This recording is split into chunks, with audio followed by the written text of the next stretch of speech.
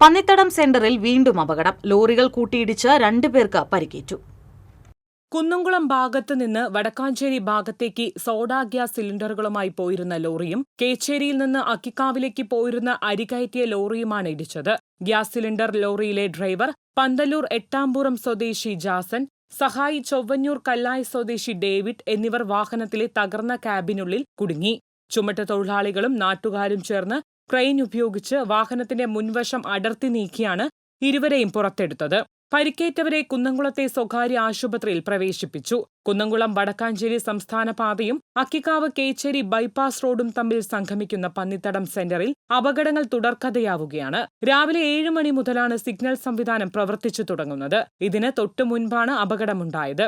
Signal മുഴുവൻ സമയവും പ്രവർത്തിക്കാത്തതാണ് അപകടങ്ങൾ വർദ്ധിക്കാൻ കാരണമെന്ന് നാട്ടുകാർ പറയുന്നു.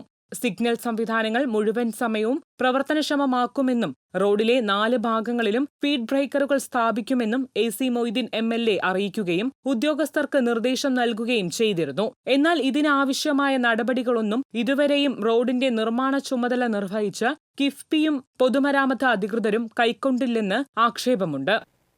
TCV news, Erumapetty.